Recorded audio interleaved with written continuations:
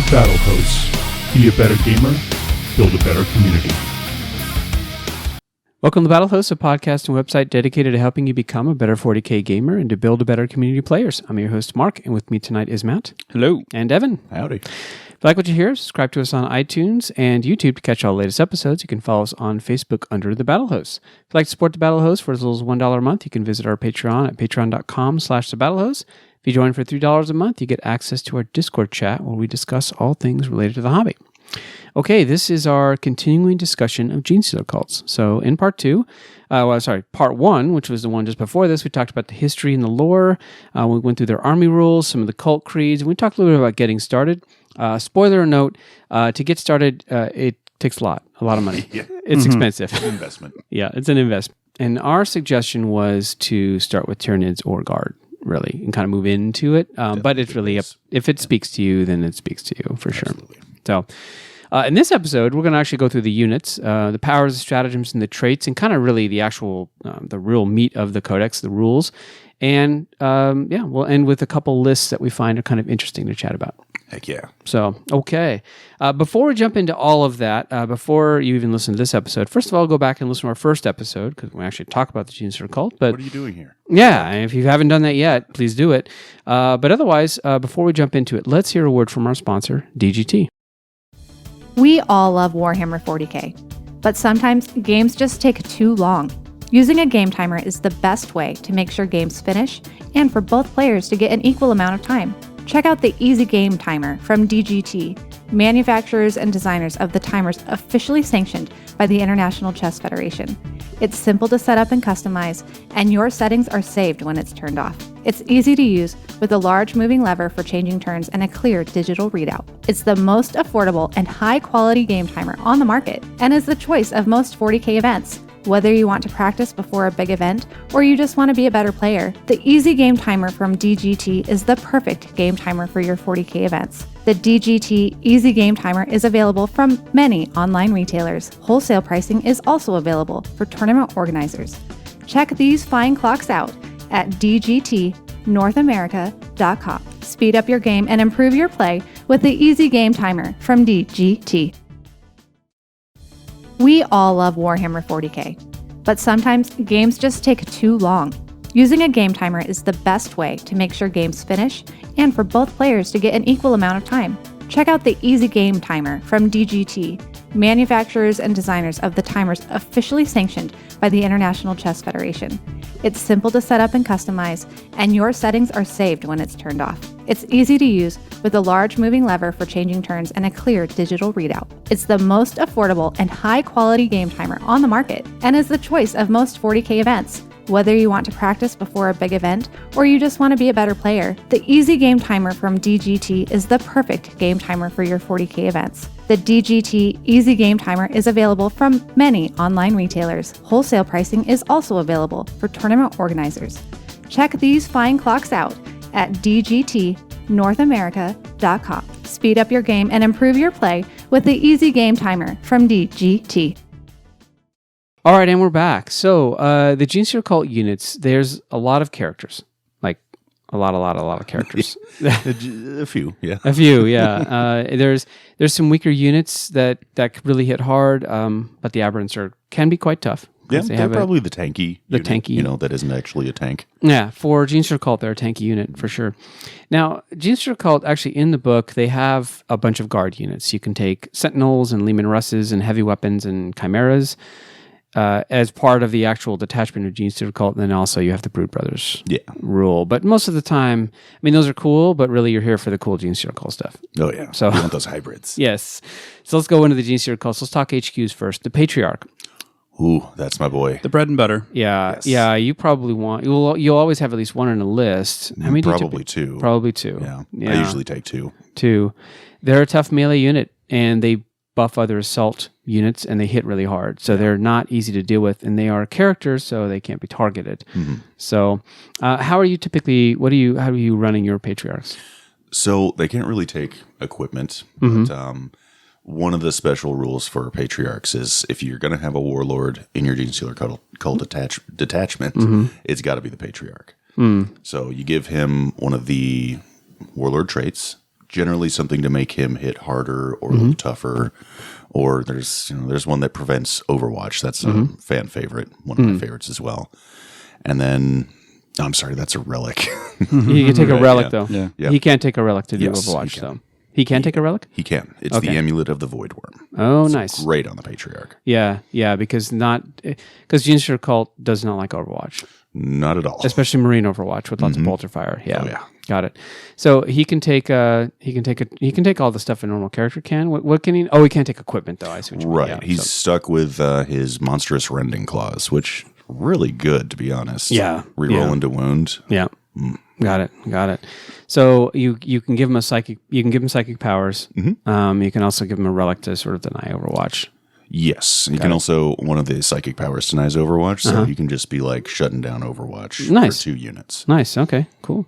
So typically you'd want to have a couple of them because, they're not that tough when the screens are gone, when they're by themselves, they can get killed, but they're just a blender unit. They're really good. Think a Tyranid Broodlord with a little more psychic shenaniganry. Yep, for sure. And then you have the Magus, which is the dedicated cycle for Genestealer Cult. And the Magus is, by the way, familiars, you can cast more than one power a game, and those are useful. Well, it's once per game. But once per game. They're also really good as just like added wounds. Like if somebody's throwing a laser cannon at your Patriarch or Magus, you can stick that on familiar. It's really handy. It's kind of like, Matt, when you had the mech with Shock Attack, you give him a Grot Oiler because you could snipe him out with something, but the Grot Oiler would die, and that would be that. Yeah, it would let him live one more turn. One more turn. That's all they really need. Yep. But the Magus is good because, the psychic powers, which we'll talk about later, but the psychic powers for Genestealer Cults, there's some really good stuff in there. There's like only 1 or 2 not so great ones, but yeah. So the Patriarch and the Magus are the kind of the classic support characters, and it feels like those are almost you see those in most lists. Yes. Do you run a Magus or do you run? I usually do, but mostly because of the Brood Coven stratagem, which lets me get 3 different Warlord traits. Can't pass that up. Got it. Very nice. Very similar to the Dark Eldar. Where you get extra warlord traits for having these specific different characters in your army. Exactly. And that one is for the Patriarch, the Magus, and the Primus. And the Primus, which we'll roll into now. The Primus is basically rerolls wounds. It's the Larry, Curly, and Moe. Yeah. The Genestealer Cult army. The 3 Stooges. Which is cool because he rerolls wounds of 1. He's basically like a lieutenant. Kind of. He gives a aura of +1 to hit as well. Oh, +1 to hit. Excellent. And then he can choose a unit, and then all your Genestealer Cult stuff rerolls 1s to wound on it. Got it. Oh, so he's single unit. He can reroll 1s against it. All wounds. Okay. So he's sort of he's like the Captain Chapter Master sort of. Yeah, kind of like a weird hybrid. Nice. And so the Primus and the Magus are, of course, in the lore, they're the top echelon of the hierarchy of Genestealer Cult. Nice. Then we have an Acolyte Icon Ward, which is a Feel No Pain bubble and a Morale bubble. Oh, yeah. Which is nice. You see him a lot with the Vigilus stuff because he allows you to reroll to wound for them. But yeah, nice. And then you have the Abominant. And the Abominant's interesting. You don't run him as much. I don't. To be honest, I don't have an Abominant. I might run him if I did. But the -1 to hit on him, and I don't want one. I wouldn't run it if I had one. Fine. Well, he used to be a lot better. Yeah. Like when Tooth and Claw dropped, everybody had him. Yeah. But even I have an Abominant. Sure, he's been converted into an Orc Weird Boy. I have an Abominant. How dare you? But an Abominant buffs Abominants. Aberrants, sorry. And Aberrants are kind of self-buffing. They don't really need a whole lot of help. But what does the Abominant have? He has some interesting special rules too, though. I mean, he's neg 1. He reduce 1 damage. That's a standard Aberrant, though. Yep. He regains. He has like the kind of the Necron, like living metal type thing, to where he regains D3 wounds at the start of each turn. But he adds, I think, if for units of Aberrants near him, unmodified rolls of 6s, which is a thing, unmodified rolls of 6s. Nice. To hit count as 2 instead of 1. Okay. I mean, and he's no slouch in combat, I would say, and he does an aura of like negative to like psychic tests and things like that. That one he's pretty neat. That feels like that would be the reason to take him. That negative. I mean, I guess it just depends on his points cost and if it's really worth all that. But because, like we've said, it's like Aberrants, as we're gonna get into, have so many avenues of being buffed. sixes counting as 2 hits instead of 1. Yeah, it's cool, but it's not top of the list like some of the things that we're about to go over. Plus 1 to hit is what they love, especially with the hammer aberrants. Yeah. So they want to stick by a Primus mostly. A Primus, yeah. I mean, you could take a Primus and an Abominant, right? Yeah, you definitely could. But that's just overkill. That it's kind of like, a lot. Yeah. That's excessive. Which excessive in that it's great, but you're spending points to overkill something. When you're overkilling something, it's sort of a waste. Like it just feels like those wounds are sort of like when the unit's dead, it's dead, and you're like, well, okay, I could have been more efficient with it. And aberrants are just fantastic at overkilling things. Yeah, and that's sort of what they do. They don't need an assistance really. Another reason to take the Abominant is there's another Vigilist attachment that involves him. I want to say the Anointed Throng. Yep. Yeah, it gets them another +1 to charge, so they can be doing 6-inch charges. Oh, okay. Yeah. The Insidious Mindworm Warlord trait. Yeah, and you can go add 1 to charge rolls for your Warlord and friendly Anointed Throng units, and so that's actually pretty good. Yeah, it's not bad. Charge rolls, yeah. Although there's ways to get into the charge thing, so I guess you could make if you have him, he's great, and you don't have to take quite as many aberrants with them, but I'm not sure. But instead of Primus with the +1 to hit, it's pretty good. Then you have the Jackal Alphas, which is my favorite model because he's basically a sniper on a bike. Cool. And he's a +1 to hit aura. How does that mark work? A unit. Because he marks a unit. Does he have to wound it first, or is he? No. They mark a unit, and infantry within 6 inches, bikers within 12 inches of the Alphas get +1 to hit against it. Yeah. So then a neophyte hybrid with a bunch of mining lasers. Yeah, they normally hit on the definitely a 4s. Hits on 3s now. That's really good. Yeah. So he just points to something with his sniper rifle and everything around him, or everything that's shooting at that one thing. Yes. +1 to hit. That unit specifically. Yeah, that's good. Jackal Alpha is good. So those are the HQs. Actually, all of them are really pretty useful. I mean, we said the Abominant's not as useful, but he's still, I could see him in builds. I think it definitely has a place. Yeah, for sure. But you're really going to look at a Patriarch or 2, a Magus and a Primus, and then maybe a Jackal Alphas. Right. Now, a thing with Genestealer Cults that we haven't mentioned yet, if you're going Battle Forged, you can only have 1 of each type of character per detachment. Got it. So, like, you can't have 2 Patriarchs in 1 battalion. Oh, okay. Got it. Okay. I mean, it wasn't the first time that GW did this. I think the Tau Commanders was the first time they said, like, okay, you guys. Yeah, okay. No more 14 commanders. Yeah, no 14, crisis suit commanders that are hitting on 2s and just, making everybody go wow all the way home. I think it was there to stop people from taking like Supreme Command detachments with like all Patriarchs or all because I definitely Maguses. would. Yeah, that's what I would. Yeah. I mean, even like Maguses, they're cheap. Yeah. They have really good psychic powers that we're about to go over, and they can do some damage. They pop and they can pop up from nowhere and just cast them. In such a small profile, it's really hard to screen them out. Yeah, for sure. They're tiny, and then of course they always have the rule where they can pass off wounds on a 4-up. So they always have that. The characters are good, and so really, I guess imagining in most armies you'd have probably 2 Patriarchs and a Magus or 2, and then a Primus. Usually. Yeah, I would usually have 2 Patriarchs and then a Magus and a Primus. I don't usually double up on those, but that might just be me. I've got the models for it. Yeah, there you go. And then Jackal Office if you're going to go more of a shooting focused kind of army, I think. Let's go into troops. Now, the Acolyte hybrids, these are your bread and butter. This is kind of what you said buy a lot of, and these are also, unfortunately, happen to be pretty spendy for 5 of them. They're not cost effective buying them. They are not cost effective.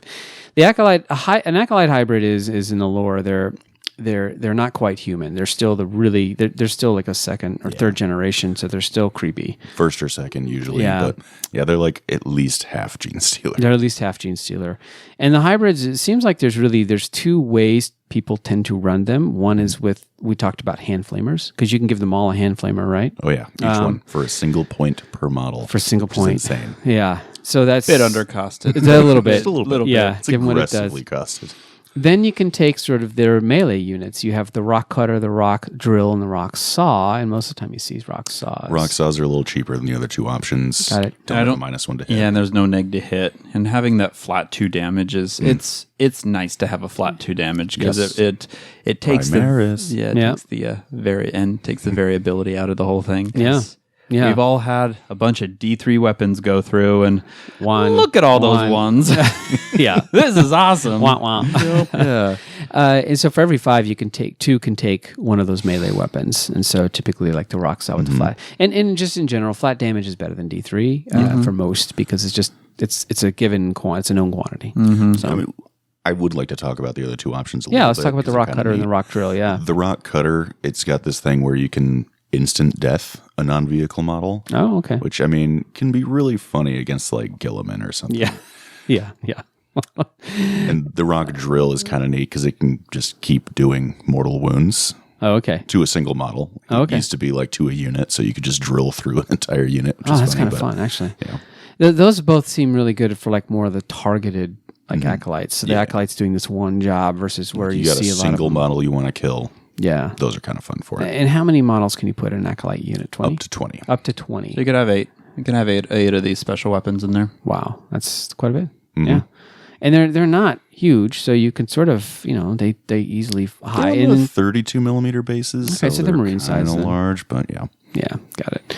And they're also, I think they're kind of the bread and butter. They look like Genestealer Cult weapons. So, all right. So the rock cutter, the rock drill, but the rock saw, because it's ×2, so it's always going to be 8, unless of course your twisted helix, which is +1 strength, which we talked about last time. Right, and there's a psychic power to do an additional. Yeah, strength, so- yeah. And then -4 is so good. And there's just no save with the -4 and then 2 damage. Yep. So you'll see that often.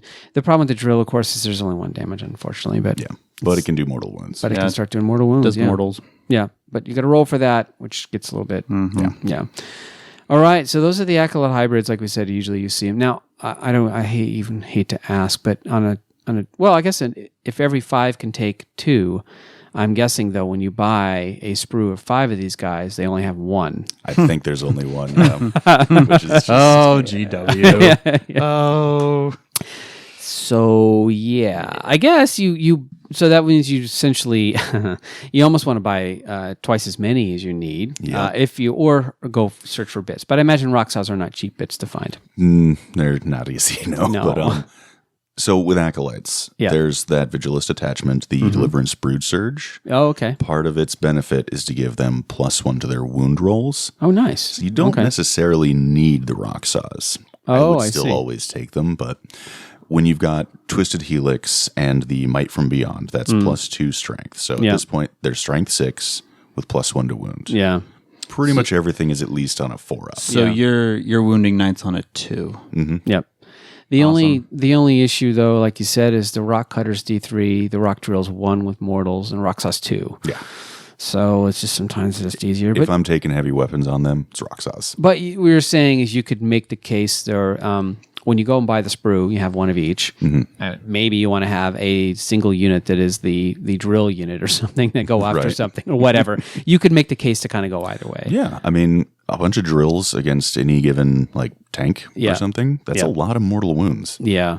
Yeah. And so actually, since we've been talking drills, let's read the drill here. So it's ×2, -3, 1 damage. After the bearer has made all of his attacks, roll a d6 for each model that suffered damage from this weapon this phase but has not been destroyed. Right. So on a 2+, the model being rolled for suffers a mortal wound. And if that model is not destroyed, you can roll another d6. This time it suffers another one on a 3+. You keep rolling it until basically it stops rolling. So you're guaranteed probably an additional 2 mortal wounds. Yeah. And if you've got 8 drills in that unit, Yep. it's going to be like 8 the first time, Yep. maybe 6 the next time. Yep.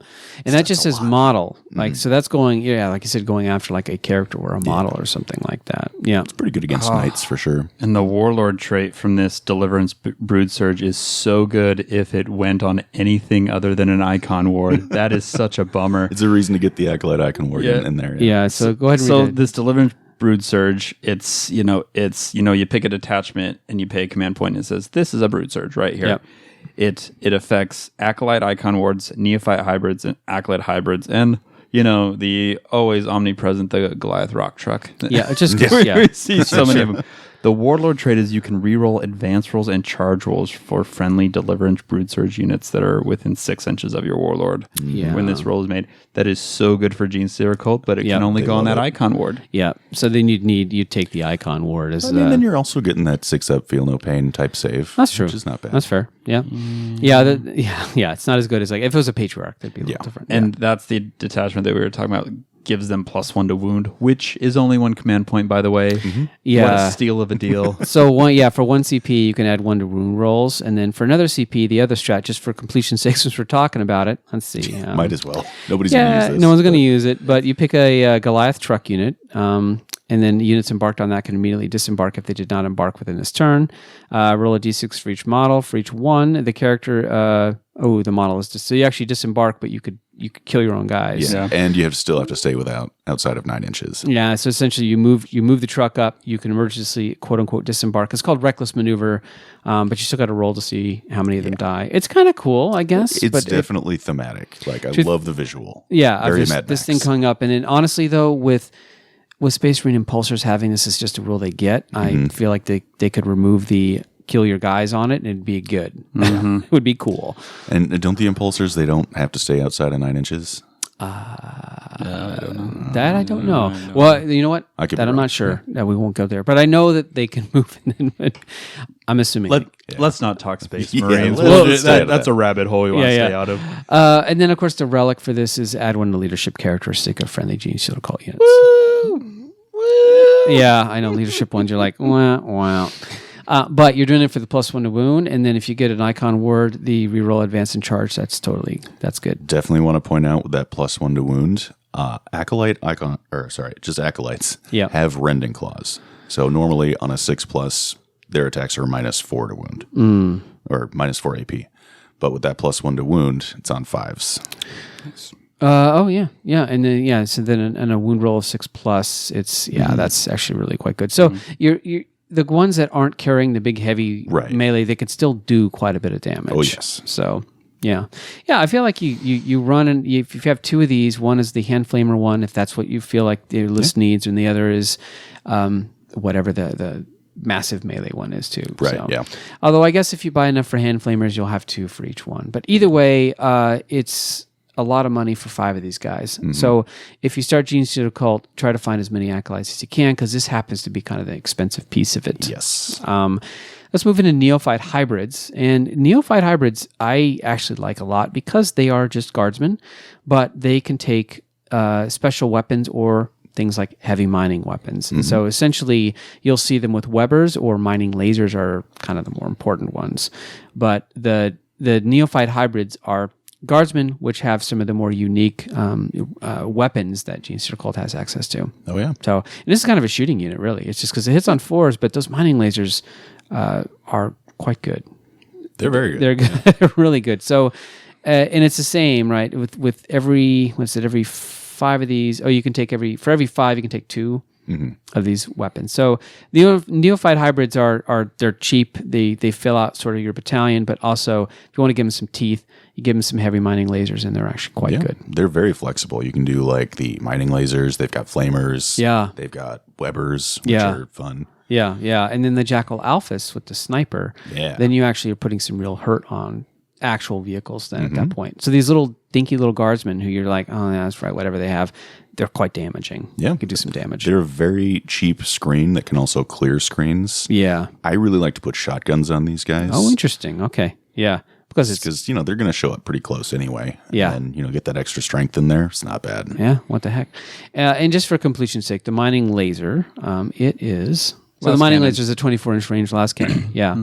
Which again, whatever. At 24 inches, they pop up, they do their thing. Yeah, they're going to be in range to use it. So the Jackal Office with a bunch of mining lasers on these guys will do some real hurt on a vehicle. Definitely. For Could sure. work, yeah. Hitting on 3s is never bad. Nope.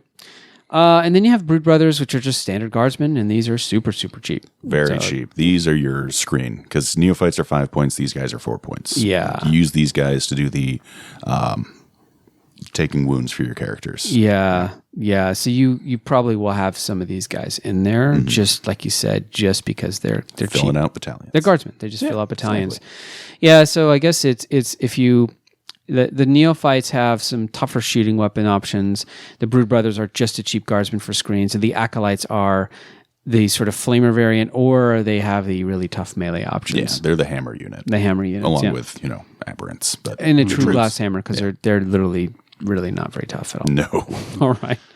Okay, so let's go into the elites. The hybrid metamorphs. These are sort of melee focused, but they feel kind of weak to me. I don't know if You don't see them a lot. Yeah, I mean, these are basically more expensive acolytes with some neat Tyranid weapons. Yeah, they flash have whips, claws, siding talons. They don't really feel like they have a place. Yeah, they're better than they were before the Codex. They were incredibly overcosted. So Yeah. now they're like 9 points a model, which isn't bad. Yeah. But I mean, just take acolytes. Yeah. I don't know why you would take these over acolytes, honestly. If you want, I guess because you like the models, They they're definitely even look dope. more Genestealery than the other ones are, but I feel like they're just sort of there. They're competing. They're really, really competing, and they're competing against a troop, which is really in a bad place. Definitely. So if they themselves were a troop, that'd be one thing. But, Oh, yeah. Yeah. Then, okay, aberrants. We've been talking about the aberrants for a long Aberrants. time. Okay. Now, how can they get nuts? So first of all, I'll just go through the list of rules here. Well, so before we go through the list of rules, keep in mind that these bad boys come in units of 10. You can get them up to 10. Okay. Yeah. That is probably one of the bigger problems that was around with aberrants before their points got adjusted. How much? Do we know how much their points went up by? Okay, so for 5 aberrants with picks, which is their basic weapon, they're 140 points. Picks. How much? Picks? They're 28 points a model with the picks. with the picks. Yeah. So they only went up 2 points a model.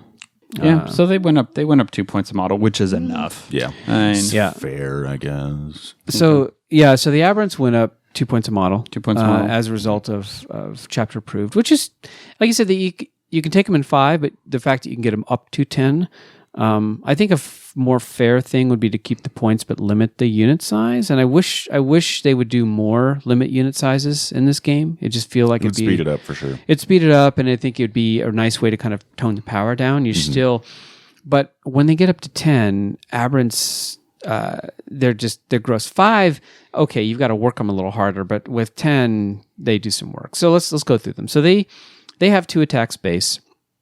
The hypermorph, and you can take a hypermorph per 5, gets 3. Yeah. So if you're taking 10, you're taking 2. Yep. And we should also say that they have those base attacks, but they have a tail, which is strength 5, AP -1, 1 damage, which is their extra attack. Their tails are an extra attack. You can give them a pick, and the pick is strength 5, AP -2, D3 damage.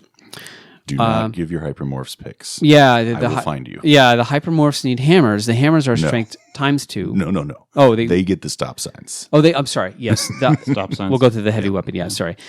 So you can take picks or hammers. The hammers are strength ×2, AP -3, D3 damage. That's pretty good, right? Sorry, the hypermorph heavy weapon is the stop sign, right? And that's strength ×2, AP -1, 2 damage, which is good. Yes, Really very good. Okay, so that's their rough profile, and if you just ran them off the data slate, okay, they're cool, but I mean, they're pretty nasty. I mean, it's they still get neg 1 damage, right? Yes, and the 5-up ignore wounds. Yeah, they don't have an armor save per se, but It's a 5-up. Yeah. But it's usually ignored. when each one of them naturally has a serpent shield. Yep. Yeah, and we know how gross serpent shields are. So, and that's every model. It's like so their stats are they have a 5-up save, which, like you said, they don't get an armor save. Most people is just going to Essentially, yeah. They each have 2 wounds each, which is good. Yeah. And then basically their damage is always reduced by 1, and then they get a 5-up feel no pain or ignore wound. So, which actually those 2 combos are they can stack. So They stick around pretty well. It feels like a lot of your shots get wasted against them, and so whereas two shots of 2 damage might kill one, now we're kind of looking at you need 4 of those, and surprisingly they're annoying to remove. Yes. So, but anyway, those are aberrants. So that's their base stat. But how they get crazy is you can take a Biophagus, First of all, you can give them you can take Twisted Helix, Yes. which you find most people do. That's +1 strength, +2 advance, and then for 3 CP they can fight again. Right, so just bear And that in mind. specifically aberrants. For Just this, specifically aberrants. So if you're running aberrants, you're probably going to take a Twisted Helix for the +1 strength. So now their strength is going up. So their base strength is strength 5, but when they go up to strength 6, because they have, their hammers are ×2. Now we're doing strength 12 on the hammers, or the stop signs are doing strength 12. So right away. So every time the strength goes up, because it's a multiplier for their heavier weapons, it becomes insane. So. Then you can take the Biophagus, and the Biophagus basically you can kind of roll on a chart, right? Yeah, so he's a support character. He's a support specifically character for aberrants. Yeah, and you can give a +1 strength, +1 toughness, or +1 attacks. But you can give the Biophagus a familiar, and you can actually roll 2d3. So you roll a d3, and you kind of pick one of these. It really kind of depends. If you give him a familiar, you can roll 2, so you kind of give him what you want. So He could also kill an aberrant, so that's worth pointing out. yeah, and aberrants are only T4. Yeah. So sometimes the toughness is kind of nice. And if an aberrant dies, it's not necessarily a bad thing, because if you take them in the Anointed Throng Vigilist detachment, Yes, that's the next one. Yep. it's really good. Yeah. Because Yes. their warlord trait that Evan alluded to earlier, the Abominant, can add 1 to their charge, which is huge for Genestealer Cult, because like we covered in episode 1, their whole shtick is they pop out of nowhere and they make charges. That's what they do. If you're adding 1 to a charge, it is just gravy, because you're making it way more likely that you're going to be able to get in. Yep. The stratagems for the Anointed Throng, because it's only for units of aberrants and abominants. Yep. There's a 2 CP stratagem that's called Devotion Till Death, and it's basically during the fight phase, a specific aberrant unit. You pick them and say, hey, when an aberrant dies, they just get to fight before they die. Yeah. This is big because a lot of other abilities like this, you have to roll. Yeah. You have to roll for them to fight. You don't have to roll for this. He just fights. And when these aberrants are kicking out how many attacks apiece? Well, I believe they start with 2. yeah. So If they're they. taking picks. Let's they go get, back like, to the 4. rules. Yeah. So the other thing too is psychic power, might from beyond. That's gives an them attack. +1 strength, +1 attack. So their base attacks of 2. With the Biophagus, they can go to 3, and the Might from Beyond would be 4. And then that's 4 base attacks plus an extra tail attack, and that's how they can get kind of Four basic attacks. If there is an abominant nearby, 6s are exploding into 2 hits.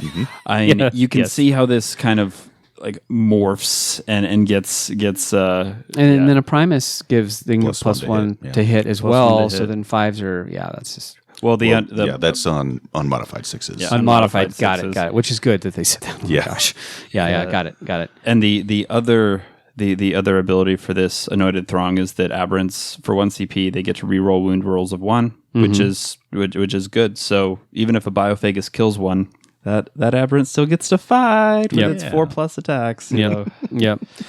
So I think that's how aberrants really get nuts. I think it's worth pointing out aberrants with picks, they get however many swings they make with their picks, also that many attacks with their rending claws. Oh, yes. I forgot about that. So they're So they rending. can have up to 8 attacks per model. I forgot. Okay. Yes. So Yeah. yeah, that's the other piece. So they have their picks, and then they have rending claws. And how is it that they get an additional? So it's part of the rules for the picks. Yeah. They make 2 attacks with their picks. They get 2 attacks with their rending claws. Got it. Each time a model with a rending claw makes an attack with this weapon, it can make an additional attack with its rending claw. So the hammers, that's it. They get their base 1. Right. But basically they have picks and claws that are both equal attacks. And when we just said if you can get them up to 4 attacks, that's 8 basically. 8 attacks at strength. And then the probably rending 6. claws, because they're strength 5, but the rending claws are strength 5 -1, 2. And every wound roll of 6+ is a -4 with a rending claw. Yeah. Oh, that's right. I forgot about that. That's where things get nuts. Yeah. So if you're curious, like, well, just 1 unit of 10 of these. I mean, yeah, you can weather this. No, they usually come in 20 or sometimes 30. Yeah. And it's waves. Yeah, the first unit of aberrants that's super buffed, you'll be able to weather that one as it kills a bunch of your stuff. But here comes the second one. Yeah, it's always the second one. And if you're able to survive that one, it's an if. Yeah. If you're able to survive that one, there's sometimes, more often than not, a third one right behind them. A third one, or even acolytes. acolytes, Or acolytes right behind them. Yeah. Yeah, so that's kind of the thing with them is that oftentimes aberrants are, like I said, they're waves. Like the first one comes in, does some damage. It takes a chunk out of your army.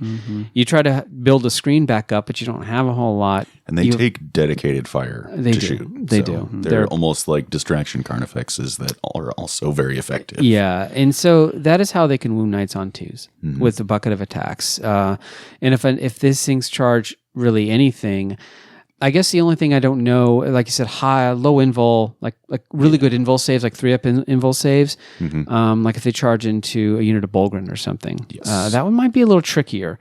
But with the weight of attacks, I just feel like it wouldn't matter. And the ability to fight again. And fight again. Fight on death and fight again. Fight on death and then fight again. I mean, they can hit and kill almost anything in the game. Yeah.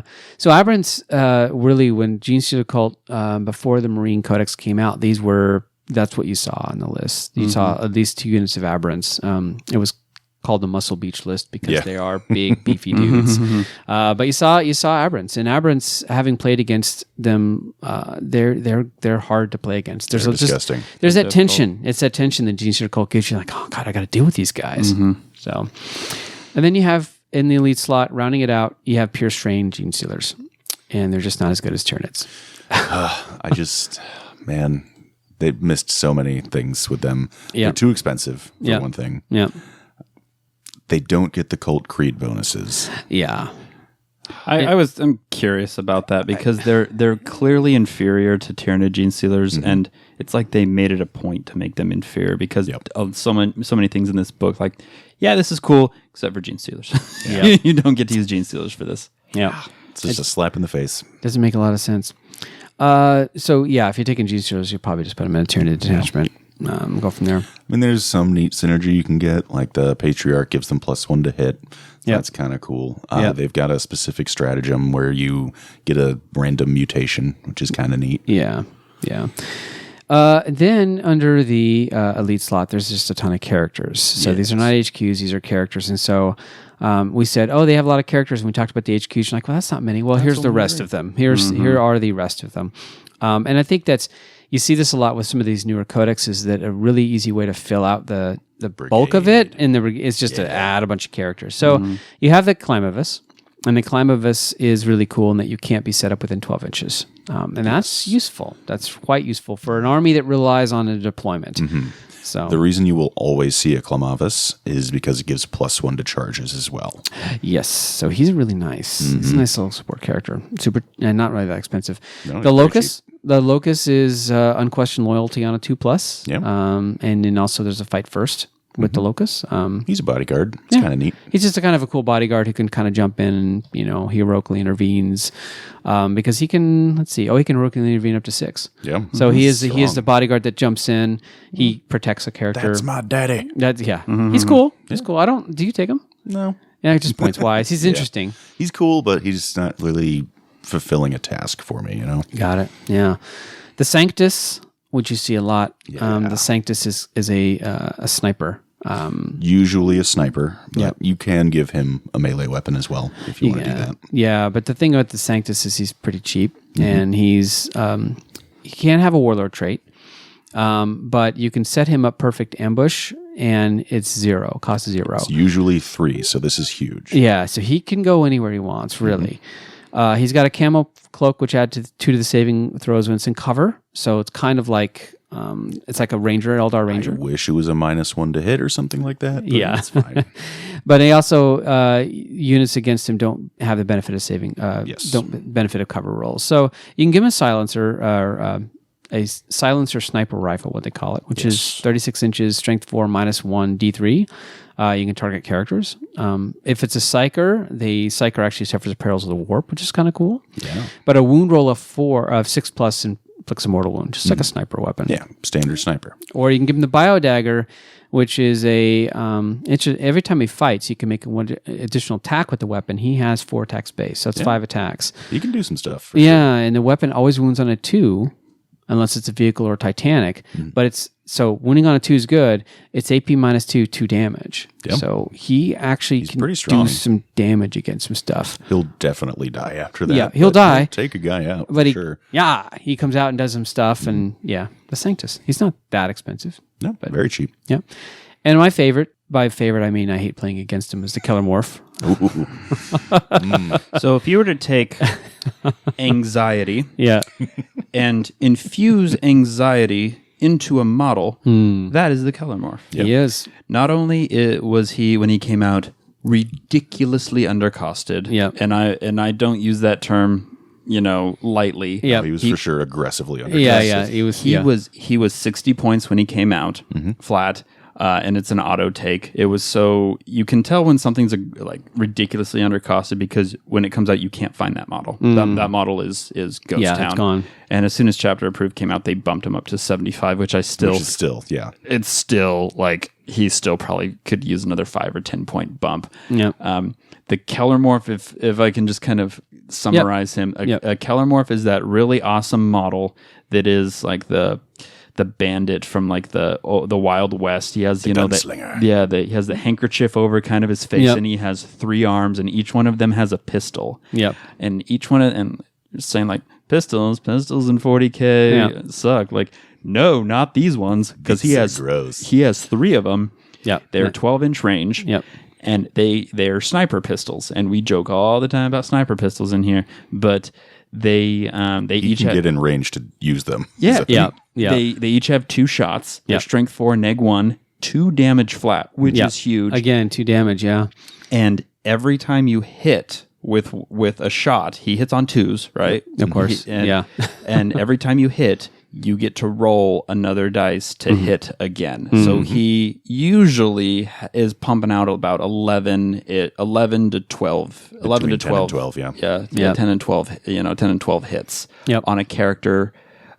Strength 4, neg 1, 2 damage. Yep. This obliterates guard characters. Yep. I've had 2 weird boys die to one of these, to this one dude coming in. He's literally split fire. He just literally split fire, and he shot at one that was at full health and one that had perilled because orc weird boys peril all the time. That's what they do. Yeah.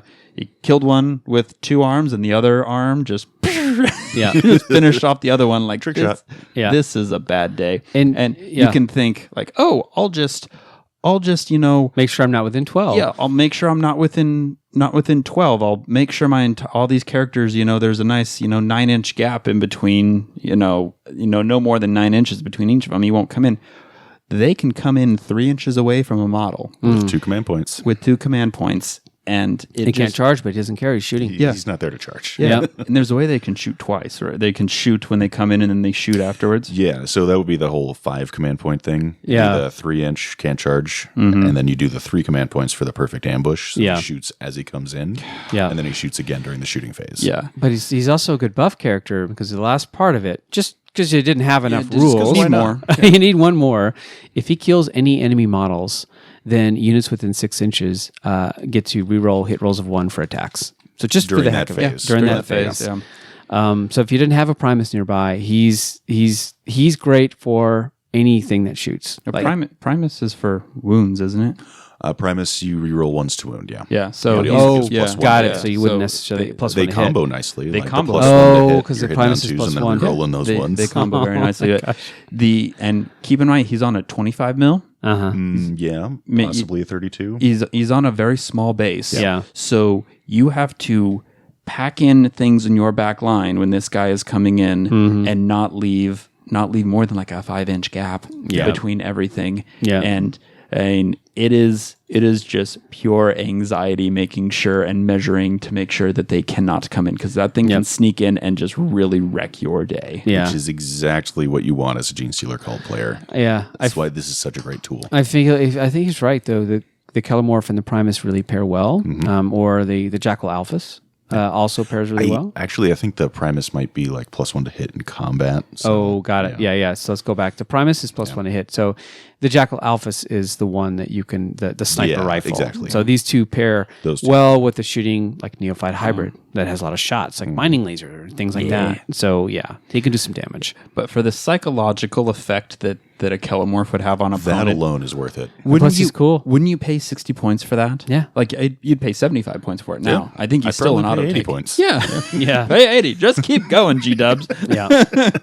And this is one that actually is funny because you really have to read these profiles very carefully. Because I was like, Aberrants. I'm like, I feel like they have more attacks. But then you're like, but the running. That's right. Yes. This The special Kellamorph, rules. you have to read it because he says he's armed with 3. Because you look at so there's a careful read that you kind of have to do to really interpret exactly how these things work. So then you have the Nexus, and the Nexus is this is the one that has the map of Games Warhammer. Workshop, the Warhammer Warhammer world. world, Yeah. yeah. Basically, he's okay. He's a CP regen. You can move one of the markers. He's He's got not some bad. cool tricks. Well, and we've talked about, because all these combos that we've discussed, even with these last 5-6 units, are their combos are CP or stratagem dependent, and any way you can try to get a CP regen, to get an extra, hopefully 3 command points It's a game. more helpful than it sounds. Yeah, for What's sure. interesting is that if you have a Clamavus or Clamavus on the field, it's actually you add 1 to the result of the CP reroll. That's then kind of interesting. It's, I believe, Clamavus for enemy unit command points, and then a Primus for your command points. Oh, nice. Yeah. So the Nexus is interesting. Yes. He's cool. Plus, he's neat. He's a weird. He's a very different model where he's got the he's working things. Yeah, and just look at his face if you ever get a chance. He's just thinking so hard. It's adorable. Really working hard. The Biophagus we talked about. Biophagus basically is there to. He's a cool mad scientist. Yeah, type he guy. does his thing. He buffs up a unit of aberrants or 2, and then there you go. I'm sorry. You can actually do 1 aberrant unit. That's within 1 inch is the end of a movement phase. So you'll do that at the very beginning. Yeah. So, okay. So those are all the elite choices, and those are the rest of the characters in the Codex. There's only a handful of things left, and one of them is in the fast attack, we have Achilles Ridge Runners. And They're interesting. you're seeing these a lot more. And in fact, we saw I don't think you're seeing them a lot in that there's some like Alex McDougall has been taking this thing, and there's a lot of what? Oh, that's an interesting mind. They're interesting.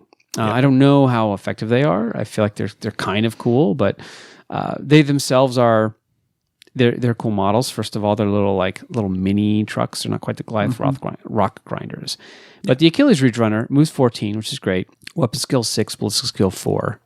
You can scout with them, so it can scout up, and you can give them heavy mining lasers. And the heavy mining lasers is D3 shots. It's strength 9 -3 D6 on this particular one. So it's a las cannon, but it's got D3 shots and it's got 36 inch range. Does the Jackal Alphas, can he say +1? I think that's only infantry and bikers. Oh, okay. Yeah. Yeah. So the Achilles Ridge Runners basically kind of roll around with some heavy weapons, essentially. The scout move is cool because at the first battle round, but before the turn, you can move up 9 inches. So you can hide these guys and then kind of move them out if you know you're going first. But they also, units don't get benefit of cover. So there's no saving throws and there's no cover. So that -3 on the heavy mining laser is quite nice. I feel like what you would see a lot on these would be the mortars, because you can fire them from outside a line of sight. Yeah. And the Ridge Runners are not tough. Yeah, so the Ridge Runners only have T5, 4 up save, and 8 wounds. Yeah. So so the mortars are D6 shots, strength 5 -1, 1 damage, and it's outside of range. It's like a Venom without an invul and fly. Okay. Yeah. Those would go up like a matchstick box. Yeah. I'm not super pumped about Ridge Runners. They look like they should be moving around really quick, right? With that 14-inch move. But all their weapons are heavy weapons. And with ballistic skill 4, it's... So he does have a flare launcher. And so you can give him a flare launcher, and he has a 6-up ignore wound. Yeah, So it's not horrible. But also, you can take a biker unit within 6 inches, and that unit moves an additional 6. That's pretty so cool. that's kind of where you kind of see them they're interesting with bikes. Yeah. I think. Maybe like 1 or 2 Ridge Runners and a bunch of bikes. Yeah, I mean, I think what they were talking about is, can you just take a bunch of like an entire list of a bunch of these Ridge Runners? Just the way to fire feels like it could be something. Be a lot of mortars, which is the way I would go. Yeah, or well, I don't know. You could scout them and not have to move them and suffer the penalty. So you can always get them.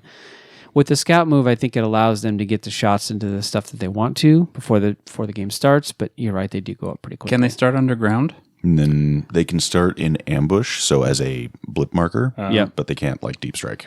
Okay, Yeah. they can't deep strike. Yeah. Okay. The start of the first battle round before the first turn begins. So interesting, because it's a scout vehicle. It gets started as a blip marker. You reveal it, but that's only really... You either don't reveal it if you're not going first, or you are going first as a Genestealer Cult player, which you don't want to, but let's say you are, you reveal it and then you can scout. Is that how that works? That's interesting. I believe so, yeah. Okay. So literally you can put these guys anywhere you want, which is kind of the benefit. And they don't have to move to get into range with firing arcs, and they can shoot.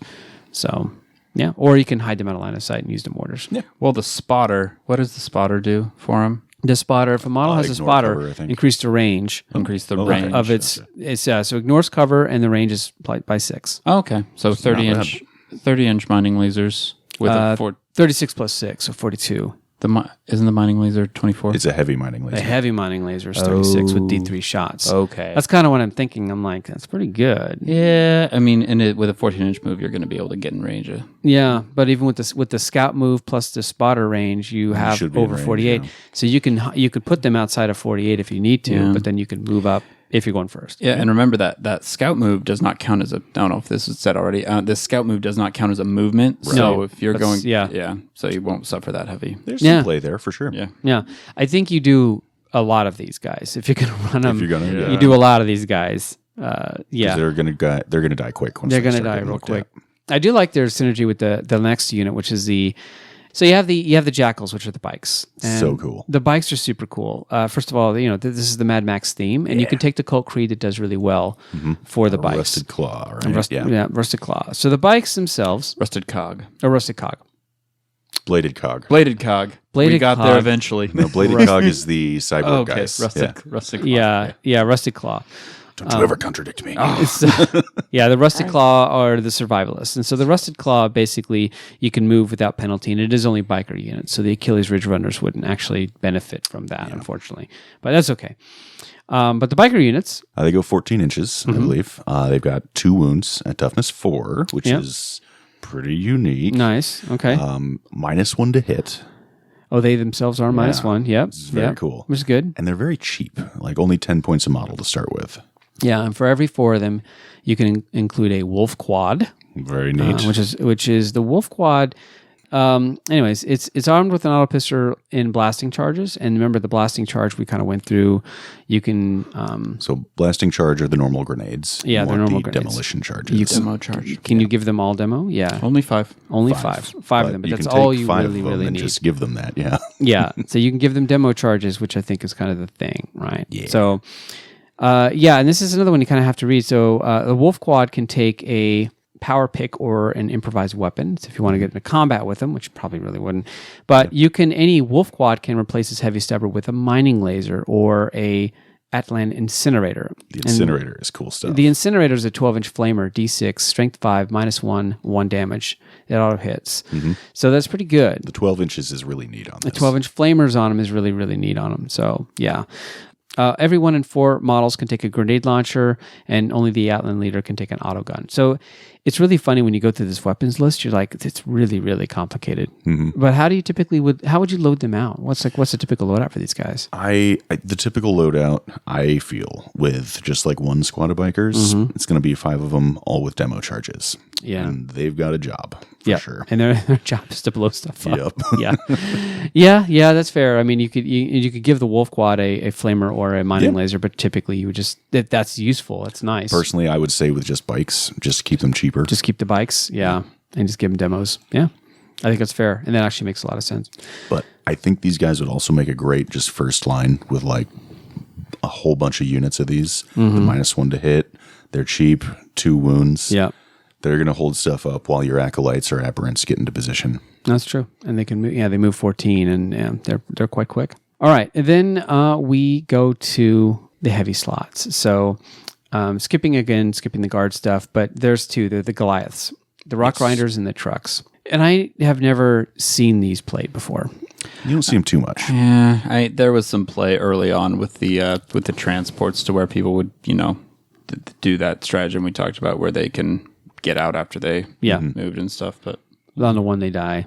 Yeah. When you can deep strike in the same distance, yeah, I'm not really seeing it. Yeah, they don't really need on the ground movement, huh? That's really it's interesting to have a transport that has on the ground movement, which is cool. It keeps them. Actually, they really don't need any of that.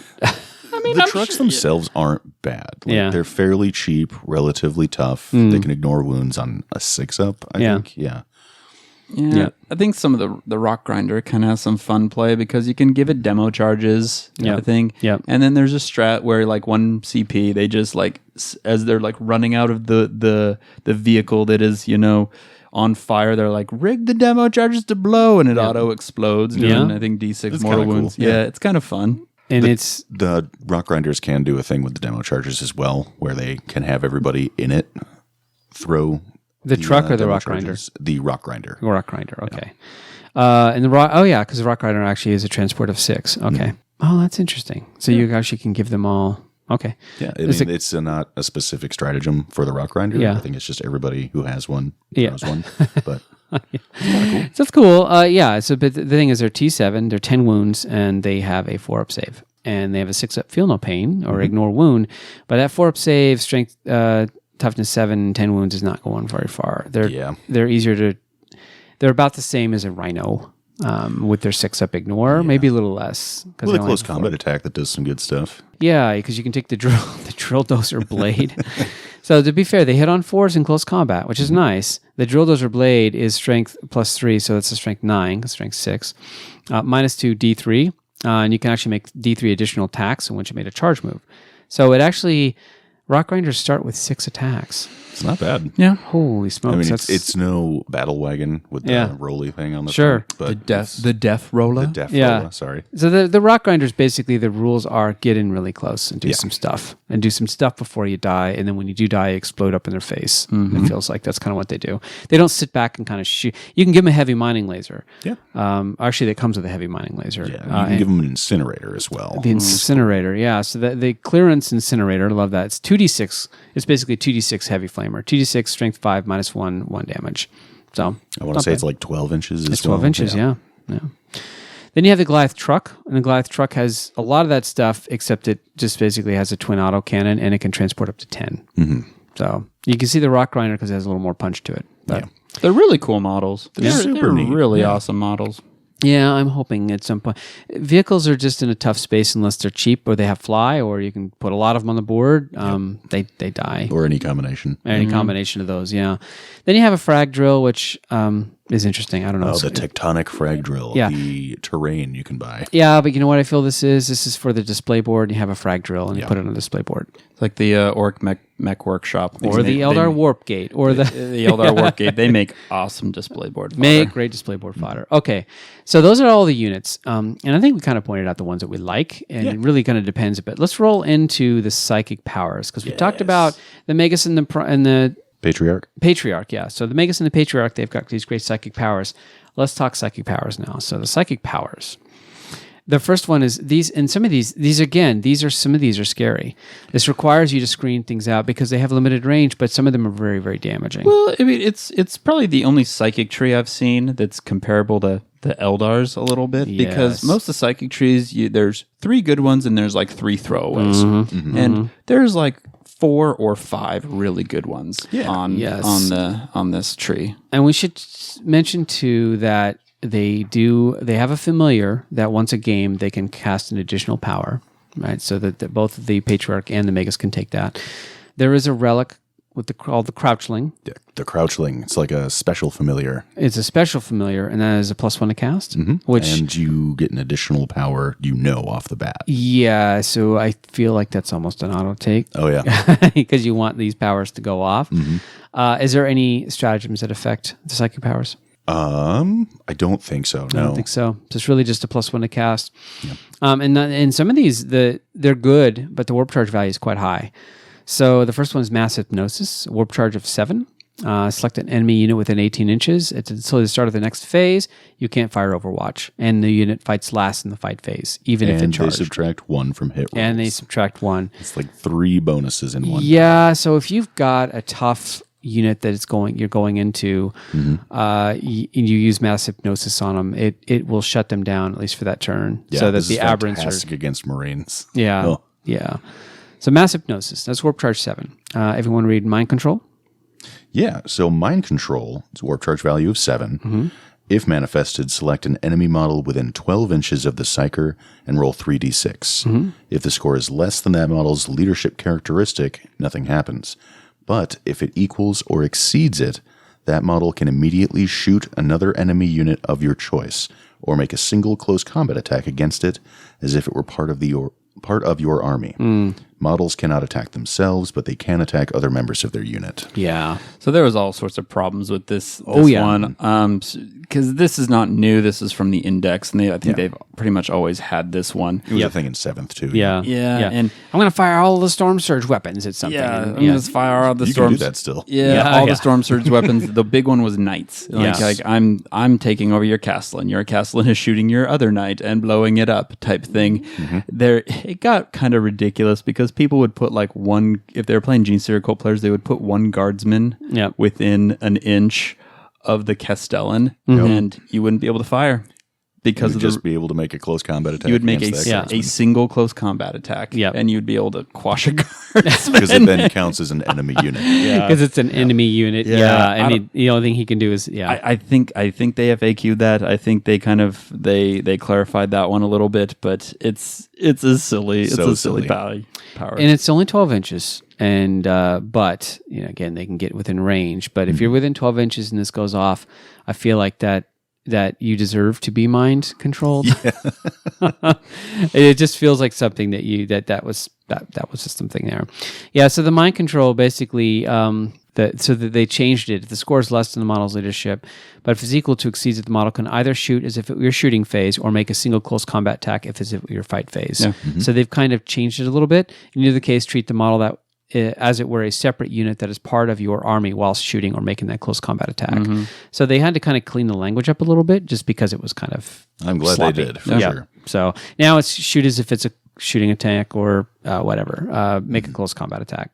So it's good. It's still really good. But again, if you have somebody who takes this, you need to make sure that your heavy shooting or, shooting basically, units do not get sucked into doing damage to your own army. I mean, you don't see him take this one a whole lot. You don't see Genestealer People know how to Cult play around it. I think it's like the 5th best power on this tree. It is. Yeah. If you can make it work, it's amazing. It's one of the scariest, Yeah. but your unit, your opponent can play around it so easily that it's not necessarily is an issue. All right, third one. Psionic Blast. Warp charge value of 5. Super cheap. Pretty cool. It's an additional smite. 18-inch range, just like Smite. Roll 2d6 if it does a leadership thing there, rather than Smite. But if it's you can less, also target things with it, so it's kind of cool. Oh, it's a targeted Smite. Yes, to select an enemy unit. Yeah, I mean it's leadership based. It's the only leadership based. It's the only bad power on this tree. Yeah. It's if you need additional stuff. But all right, Matt, you want to read Mental Onslaught?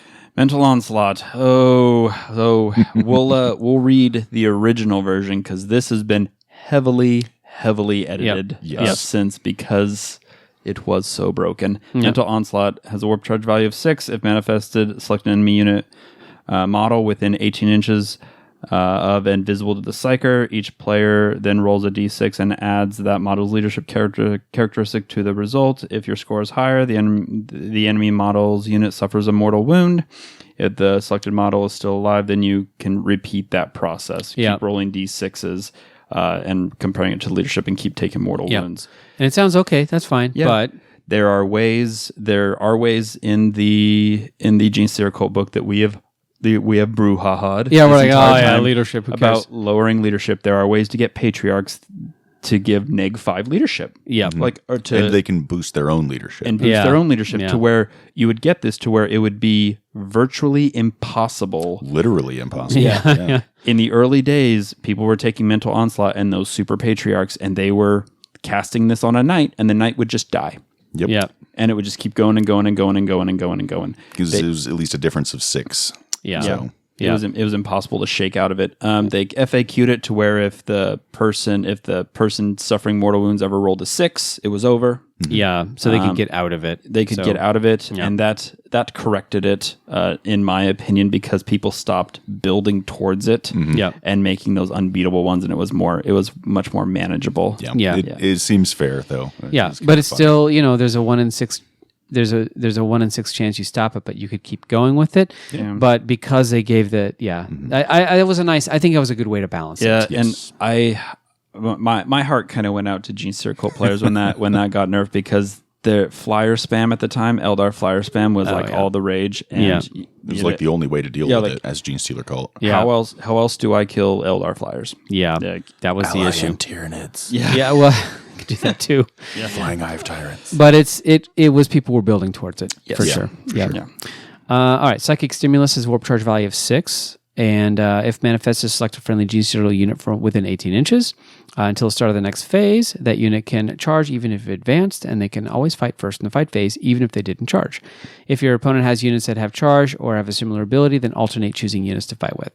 So the stimulus is nice because basically you can charge even if it's a charge after advancing. Yeah. So It's a good power if you're already on the board. yeah. Yeah. Yeah, it's kind of like it's not when you come up from whatever you're doing. It's like, okay, it's the turn after your trap is sprung, or it's a turn 4. You need to get things into place. It works really well with Twisted Helix because Yeah. they've got the +2 to advance. Yeah, for sure. Yeah, and you see this kind of put on like units of aberrants that have been hiding in like a building, just waiting for their moment to jump out of that building and head towards its target like a heat-seeking missile. Yeah, thing. yeah. All right, everyone, read Might from Beyond. This is the one you see on average. This is probably my favorite power. Might from Beyond has a warp charge value of 7. If manifested, select a single Genestealer Cults infantry or biker unit within 18 inches of the Psyker. Add 1 to the strength and attacks characteristics of all models in that unit until the start of your next psychic phase. Yeah. So this gross. is Acolyte Hybrids Super good. or Aberrants. Yeah. All of these are, like I said, there's only a handful that are. Sonic Blast, you could even make a case for that if you want to do some damage to it, but Very, honestly, very situational. it's sort of situational. Which ones do you find yourself taking, Evan, typically? I always take Mass Hypnosis and Might from Beyond. And then from there, I'll probably take 1 Mind Control, just like if I've got a situation where it's going to be useful. Yeah. And in that case, the Crouchling as a relic is needed because a 7 is not. You Can't rely on a 7. Can't rely on a 7. Even a 6 is a little difficult, but at least you can see PB roll one of those results. Cool. Okay, those are psychic powers. And then let's go into the stratagems. Now, we talked about all the stratagems that impact their deployment and their movement. So there was 6 of them that have a pretty big impact as far as the deployment episodes and all the shenanigans. We don't need to go through those again. It's funny, you look through their stratagems, and a majority, or at least a third of them, have to do with deployment. Yeah. Imagine that. Yeah. So the other one I think is we talked about plan generations in the making, which is really powerful. That's a funny way of saying Vect. Yeah. It's Vex. Yep. But honestly, other than that, there's also Monstrous Vigor. It's +1 to their feel no pain saves. So Monstrous Vigor is a good one too, because it's +1 to feel no pain. Four up, feel no pain. I mean, I guess 2 CP is adequate for that. Otherwise, it would be. If it was 1, oh my god, so many aberrants everywhere. Yeah, but I think if you're limiting yourself to single aberrant unit, maybe instead of having the double one, It's very good protection. it's a good, nice protection. What other stratagems you find that are useful, Evan? I probably would say, other than the Vigilus stuff, Yep. a Perfect Ambush, which we've talked about. One a lot of people don't use is Cult Reinforcements. It's a good one. Yeah, I mean, you get D6 slain models back to a unit. For 1 command point at troops. Yeah. D6 troops. That's nice. That's actually really good. So one that's not used a lot that I wonder why is this telepathic summons. It's 2 command points. Use a stratagem at the start of your psychic phase. Select a cult psyker model from your army. That model cannot attempt to manifest any psychic powers. That phase instead roll 3d6. You can add 1 new cult, infantry, or biker unit to your army if it has the cult ambush ability and its power rating is equal to or less to the roll. That unit is immediately set up on the battlefield anywhere that is more than 9 inches away from an enemy model. So you'd have to keep reserve points for it. Yep. But we talked earlier about the Kellermorph, right? Kellermorphs come in, sometimes turn 2. They die because they do a lot of damage when they drop down, and they are just a bullet magnet. Yes. There is no reason in the rules that you can't pay 2 CP, roll 3d6. There's like an 85 or 90% chance that you will roll over his power rating because, as we said, he is very, very cheap. Yeah. I think his power rating is... Kellermorph, it's a 3. You will get it every time. It's 100% chance. As long as you have 60, now 75, reserve points. Is a Kellermorph a named character? It is not a unique character. He's not unique, so you can bring him. You can only have 1 in your army, I think. 1 per detachment. 1 per Oh. Oh. So it doesn't matter. There's no limitations or So there's no limitations. So you're saying is you keep that around and you have a little bit of reserve points to bring in these little spare 75 points. Because the Kellermorph is such a disruptive little jerk that and the Sanctus for that matter too. Or you can summon in a Sanctus. Yeah. You can summon in a Sanctus to it's like your own Pokemon, your own Pokemon assassin. Yeah, I choose you, Sanctus. I choose you, Kellermorph. Kind of like that idea. Yeah. I think it's cool. No, I agree. We should also point out that Psychic Awakening gave Genestealer Cult a bunch of stuff. And it is interesting. They have the choose your own, build your own creed, but I don't think there are any, there's not a whole lot here that's that's much interesting. What they did give them is a bunch of stratagems. And some of these stratagems are interesting, but every single one of these stratagems is very specific to a unit. So these are like unit-specific stratagems, like every single one of them. So the first one that affects like neophyte hybrids, prepared ambush for 1 CP. You can select a neophyte hybrid unit from your army that was set up in the battlefield using cult ambush. Until the end of the phase, autogun models in the unit have a type characteristic of assault 2. So it's pretty cool. It's it's okay. But every single one of these kind of impacts a very specific unit. So not all of them are really interesting. The hybrid metamorphs have violence unleashed. You can add one of the attacks characteristic. So finally, hybrid metamorphs might do something. There's the Clamavus, which is the commanding amplification. Select 1 Clamavus model. The range of the Hailer ability is increased by 3. So essentially, shutting things down by 3 is not. It's more. So it's one CP for that. So it'd be it's 12, 15, right? Yeah. So 15. So it'd be 15. You can't deep strike within. There's a couple of interesting ones here, but for the most part, they're very specific to the particular unit. I think. Let's see. What else did I? Overcharged weaponry. I kind of liked is a cult unit is chosen to shoot with until the end of that phase when resolving an attack made with a clearance incinerator, heavy mining laser, or heavy seismic cannon. Add 1 to the wound roll. Not bad. I kind of think overcharged weaponry might be overkill on some of these things, but I kind of think add 1 in the wound roll is kind of nice too. Yeah, because most of those are strength 5, the incinerator and the seismic cannon. So from 3s to 2s, it's not bad. Yeah. The Heart of the Creed, if you have a Cult Primus model from your army, when the model is set up on the battlefield for the first time, you can select 1 additional enemy unit for that model's meticulous planner ability. Ooh, so 2 units where you reroll 1s against. Yeah, so that one's a pretty good one too. Yeah. So there's some really interesting stratagems that are very specific to different units. So if you're taking these units, it's good to know. The Acolyte Hybrid one, which is your favorite one, is Genetic Lineage. Until the end of the phase, it's 1 CP. The unit can be chosen to charge with even if it advanced. So it's an advanced charge for Acolyte Hybrids. So yeah, I think that's kind of what you see with a lot of Psychic Awakening. It's like, oh, that's not bad. Yeah, neat. And then also there are very specific cult psychic powers inside the Psychic Awakening as well. Warlord traits. Most of the time, the Warlord traits feel like they're benefiting the Warlord, in which case you're going to see them on the Patriarch. I mean, there's some good ones, but they're all like Warlord specific. Like, I want to make this guy better at doing whatever. Is there any specific Warlord traits you typically take, Evan? It does depend on which cult creed I'm doing. On a Patriarch, if I'm doing Twisted Helix, I'm doing the Bioalchemist, probably the Bioalchemist, so that the damage of his weapons, which is the claws, goes up by 1.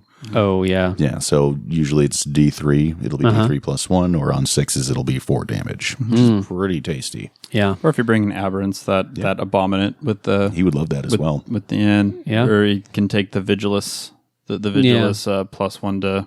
Plus one to charge. To charge. Yep. But that's a field commander, so you can do that in addition. Oh, yeah. So you can give him a field commander. Yep. The relics are nice because you can go I think the icon of Occult Ascendant on the icon ward, which again, they're really trying to give you a reason. You can add one of the strength characteristics of friendly infantry units within 6 inches of the bearer. It's kind of interesting, but really I think we're looking at the Crouchling feels like an auto take for this army. The Amulet of the Voidworm. Amulet of the Voidworm. Add 1 to saving roll. Throws made for the bearer against ranged weapons. And you can't fire Overwatch. Yes, which is great on a Patriarch because that does affect his invul save. Yeah. It's just saves. Yeah. So he's got a 4-up invul against shooting and ignores Overwatch. Yeah. So that's so good. gross. Yeah, for sure. The Super Sledgehammer in the Vigilus detachment for the Abominant.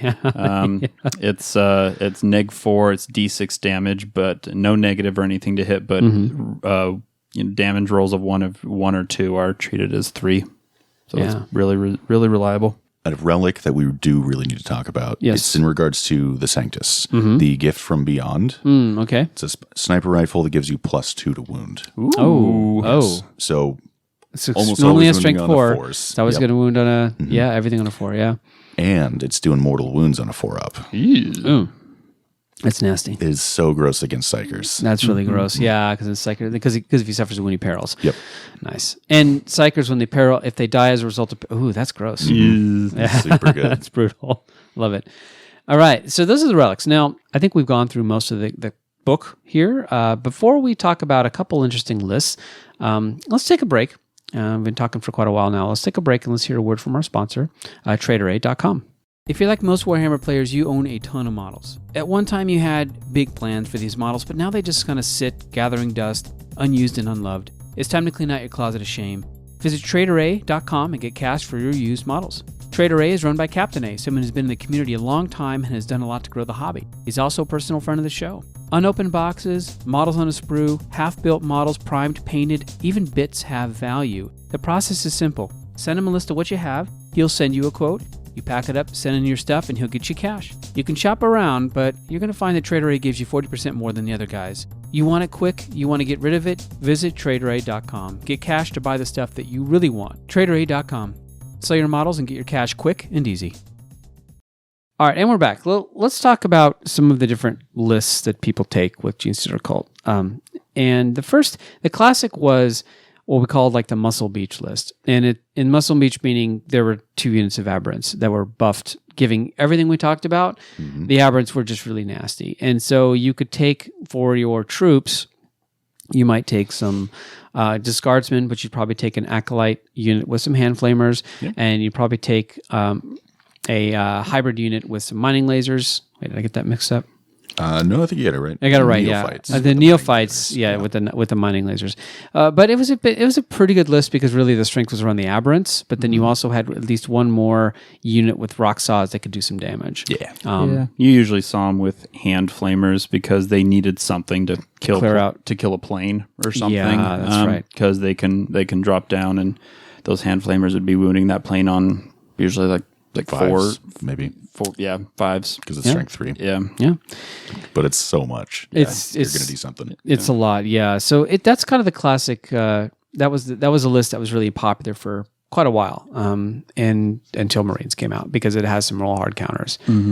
Because it requires you to make contact with the big heavy units, and anything that stops them or shuts down or prevents them from doing the damage in melee. It's a natural counter to it. Yeah. It's tough. I'm going to go through one that was by Eric Lathuris, I think, from CanCon 2020. And this is the same time at LVO. Eric he's in Australia, and he's famous for what he called the Gaunt Carpet list, which was 200 Gaunts, maybe 300. 300 Gaunts. It was ridiculous, but you'll kind of see some of the play here. And you might actually, you might appreciate this one, Evan. And also, think about how much money it costs to put all this together. This is another one, too. A Bladecog Battalion. especially considering it's in Australia. Yeah, no kidding. And it is cheaper to get Forge World in Australia than it is regular GW. Yeah, so it is a bladed cog battalion. So first is HQ's Jackal Office. He's got a Primus with a bone sword, just a Primus. Yep. He's got 4 units of 10 neophytes with 5 auto guns, 2 mining lasers, 2 Webers, 1 auto pistol. Okay, so this is a shooty list. Interesting. It is. So there's already 4 units of 10, so that's 40. This is the first battalion, and there's 76 points for 10 of these guys. Yes, so really that's a lot of shooting, the 2 mining lasers. Mm-hmm. Then he's got another bladed cog battalion, and then he's using the Deliverance, Brood Surge, Vigilus strat. Patriarch plus Familiar, an Acolyte Icon Ward, Jackal Alphys with the sniper rifle, and then he's got a Sanctus and a Killermorph, because, those are obnoxious. Mm-hmm. Now for troops, he's got 15 neophytes, 2 heavy stubbers, 2 Webers, 1 auto pistol, 10 auto guns. I'm sorry, he's got 3 units of 15 neophytes with stubbers, Webers, and auto pistols. So you see that the mining lasers are kind of the strength, the heavy stubbers are more of the clear chaff. Mm-hmm. Then he's got 15 Acolyte hybrids. There they are. 6 rock saws, Icon Ward, 9 Rending Claws, and then 2 knives. And then he's got 2 more units of 10 neophytes with 5 auto guns, 2 mining lasers, 2 Webers. So many neophytes. So it's 1, 2, 3, 4. He's got 6 units of neophytes with mining lasers and 3 units of neophytes with heavy stubbers. Man. And then he's got the mixed battalion, and he's got a Patriarch with the Crouchling, and this is a bladed cog Patriarch. And then he's got a Magus, and then he's got the Sanctus with the 4-armed Emperor, and the Magus with the 4-armed Emperor, because you want the Vect strat. Then this one has 15 neophytes with heavy stubbers, another 15 neophytes with heavy stubbers, and then 10 Brood Brothers with las guns. And then he's got 5 Atlan Jackals with 5 demolition charges with shotguns. So this list is just bodies for days. Yeah. So many bodies. It's so many my bodies. back hurts just hearing about it. I guess if you're going to run 300 gaunts, you're worked up enough for that. But he's using bladed cog, and the reason he's using bladed cog is because they have a 6-up invul save. Yeah. And infantry models do not suffer the penalty for moving and shooting heavy weapons. So all these heavy weapons he's got on all these neophytes don't suffer it, and they all have a 6-up invul. So even if you want to start clearing them, they still get a 6-up save. Mm-hmm. Yeah. So... And I think this list really just relies on, there's just a lot of it. Oh, yeah. And it's like that's a lot of mining lasers, a horde to the max, a ton of mining lasers. It's all hitting over the place. Threes with those Atlan Jackals. I do love this list. He only lost to Iron Hands. Yeah. That was his only loss. That doesn't count. Yeah. Yeah. And that was Iron Hands pre-nerf. Pre-nerf. That definitely doesn't count. Pre-nerf, like the list. Mm-hmm. Yeah, for sure. The Ridge Runner list that we were kind of chatting about was Alex McDougall was running. And he's got a Kraken battalion, which is this is kind of how you run it, right? I think Alex, I've played Alex several times. I don't think he goes anywhere without like 60 Kraken Genestealers. I think that's his pacifier. We all have our pacifiers. Yeah. I think he goes on vacation with 60 Kraken Genestealers. Yep. He goes to, see the notebook with 60 Kraken Genestealers. He just likes to carry them wherever he goes. I think in this case, he only has 40. But he's got Swarm Lord and Brood Lord. He's got 2 units of 20 Genestealers, and then a minimum Ripper unit. A squad of 20 and then 16, because one's 20, one's gotcha. 10, I guess, probably. Then he's got a Kronos battalion of 2 Neurothropes, and 3 squads of 10 Termagants, and then 6 Hive Guard. And so Kronos is the Hive Guard. So he's got the shooting with the Hive Guard, and he's got the Kraken Genestealers for the stuff. For the first turn. Yeah, and then he's got a mixed Genestealer Cult, which is an Outrider. He's got a Jackal Alphys, and then he's got 1 unit of 3 Achilles Ridge Runners with mining lasers, a spotter, and flare launchers. Flare launchers, they get to 6 feel no pain. Another unit of 3 Achilles Ridge Runners, a unit of 2 Achilles Ridge Runners with mining lasers and flare launchers, and then a 4-armed Emperor Sanctus for access to, of course, Vect. Yes. I feel like the Sanctus, 4-armed Emperor Sanctus is like every single... You'll see that you just see it all the time as in a mixed battalion. So this list is... Actually, if you think about it, the Tyranid part of it's not much different than kind of what you've been running, Evan, right? Yeah. Genestealers, are you running Hive Guard as well? I feel like I'm too good for Hive Guard. Or they're probably more like too good for me, to be honest. Yeah. But Hive Guard are good because they're just vicious shooting. They're fantastic, and I need to pick some up. Yeah, and then he's got all these Ridge Runners that have speed, that can get in a position that can scout and then shoot. It's a lot of firepower. It's a ton of firepower. Yeah. But and of course, then he always has the Genestealers, which is how you roll. And Swarmlord's a beast. Swarmlord is still really Does his good. thing. Yeah, and I don't know. I mean, I think it's just a fun list to play. Yeah, I would play this list. For Yeah, sure. doesn't it sound fun? Yeah. It's a list that has a hard time going second. Yeah. Yes. Which is kind of unusual for Genestealer Cults, but this is the Yeah. time you want to go first. Yeah, you want to go first Because against it is To get mostly those Tyranids. Ridge Runners in a position to do some stuff. Yeah. And the Tyranid portion. yeah, and you want the Tyranid portion. Yeah. You That's want to interesting. clear out, even though Kraken Genestealers are not what they were before the FAQ kind of came through and Yep. made their 3d6 advance. A little bit less of a Yeah. like, They can only do it once a turn. yeah. Yep. They don't get to move 60 some inches or was it 48 or 50 some inches a turn they could move in Yeah. theory. Yeah. It was pretty gross before the charge, 48 plus the charge. They kind of hindered that a little bit, but yeah, they still want to go first. Yeah, yeah. And I think those two lists, the reason why I wanted to talk about both of them is they're both extremes. They're very extreme lists. So I wouldn't recommend going out and buying, all this stuff. If you happen to have it, I suppose if you've got, 100 neophytes or whatever, I lost track. Well, it but had to be at least 100. it was a lot, right? But these are very extreme lists, and they're examples of you can take a pure Genestealer Cult list and just hoard it out, or you can kind of go with some more vehicle stuff if you want. I kind of like more of the toolbox list, and that they're not nearly as strong because they have some real hard counters. But the thing is, if you have access to Four-Armed Emperor, you can always shut down like a strat, and if you can shut down Overwatch, then you have kind of a chance against a lot of the keep saying Marine armies, but the Marine armies that are out there. Yeah. They're not as strong as they used to be, and I actually think the Aberrants could probably just go back down in points and call it a day. I don't know why they even went up 2 points a model. But Evan, how are you typically running? What does your list usually look like? So I'll generally have that Tyranid detachment with Yep. Kraken Genestealers. Yep. I like to have the Malanthrope in there to help protect them in case I don't get first turn. Yeah. Which is limited success. But Yeah. then I like to do as many Acolytes as I can. Almost always a Brood Coven. Yeah. With the Patriarch, Magus, and Primus each having a Warlord trait. Nice. Acolytes are always Vigilus. Okay. And I'll throw in some Aberrants to taste. Okay. And so you have 3 Warlord traits on those 3 things. What traits are you typically taking on those trait? So Magus, I usually put the Four-Armed Emperor Warlord trait with the extra command points. Okay. 3 extra. Yeah. Every roll. Yep. Primus gets the increase the bubble for his aura effects to 9 inches from 6 inches. Got it. And the Patriarch, I'll usually give, I want to say the biomorphic adaptation. Yeah. Gives him like +1 strength and attack. Nice. Yeah. Nice. Okay. So you're making the Patriarch stronger in combat. The Magus gets some CP, and then the Primus is you kind of extending his range. Because, with this many models, it can be tricky sometimes to get things in kind of And their then the auras. Primus is always going with the Acolytes to do their thing. To do their thing. Nice.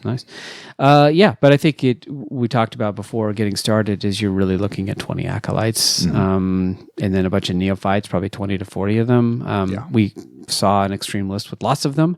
I don't know if I'd want to own that many models, much less push those many models around. I'm hoping he borrowed some stuff. I really like the Brood Brothers too. Just in the Genestealer Cult detachment. Yeah, the They fill Vigilus out one. space. The Brood Brothers, just guardsmen. And that's cool too because you can have a guard army that has a Genestealer Cult bent to it and it's different looking than your standard Cadian guard army. Those Brood Brothers provide them kind of fodder to put in those blips. Because if there's a blip that you're like, I don't know what to put here because this whatever is being put underneath this blip is going to die. Yep. I know. Brood Brothers. Yep. Brood Brothers. Yeah, they feel like that. And then if you always do the 1 blip counts as 4 blips, then the blips themselves can push out your deployment zone. You don't have to worry about getting taken over or getting charged because they have to end their movement within 9. So you always have quote unquote a screen of blips. So yeah, good. All right, so that's Genestealer Cult. I think they're really are the most unique army in 40K. They've put a lot of effort into making this feel different, and it definitely does feel different. It's very short-ranged, but they have ways of getting around that. It hits really, really hard, but they are pretty weak. Aberrants, you can make them make them tougher, but most of the stuff's quite fragile, and it has a lot of character play with it. And I think it's not an easy army to play. Hand of a surgeon is needed. Yes, for everything. You can't be sloppy with a lot of your stuff. Very much a chess player's army too. Yeah. And playing against Genestealer Cult is always, like you said, it's tricky. It's anxiety. I mean, even as playing them with orcs, like I'm balled up. Like I'm balled up with all my Gretchen around me, and like I'm not moving out. Like at all. Like I might move out a little bit to increase my footprint, but I need those things to come down so I know where they are. Yeah. And then I can kind of go from there. But like the first 2-3 turns, my 90 boys and my 90 Gretchen or whatever are just kind of hanging out all in the back. Yeah. Because you need to maintain that screen. So because stuff's coming in, and you want to make sure that the range is enough so that he kill stuff that you don't mind losing, but you don't want him to kill your good stuff. Yeah. So, and that just puts an amazing amount of pressure to kind of keep maintaining a screen up or moving units in such a way that you can give them, I can lose this, but I don't want to lose this. Mm-hmm. So, yeah. Genestealer Cult's always a threat to an alpha unit in an enemy army. And if you're playing against him, the stuff that you know that you don't want to die, he probably, if the good Genestealer Cult opponent, knows that it's going to go after that stuff. Yes. So you got to keep your stuff careful. Keep stuff safe. All right. So it's Genestealer Cult, and that is all we have. Thanks for being on the show, Evan. Of course, anytime. All right. And when things change, when Tyranids, perhaps something happens, we'll bring it back. Yeah, when they're actually good again. Kraken Genestealers. They'll always be there for us. Yeah. Thank you so much for listening to the show. We love to hear from our listeners, so please feel free to message us on Facebook or email us at thebattlehosts@gmail.com. If you'd like to support us, you can help us in a few different ways. You can tell your friends about us, and you can like us on Facebook. You can subscribe to us on YouTube. You can leave a review on iTunes. It does help to boost our listening audience. Finally, you can support us on Patreon at patreon.com/Battlehosts. For as little as $1 a month, you can help us with the cost of running the show and staying engaged with the 40K community. So, thanks for listening to Battle Hosts. Remember to be a better gamer. Build a better community. Nicely done. Good night.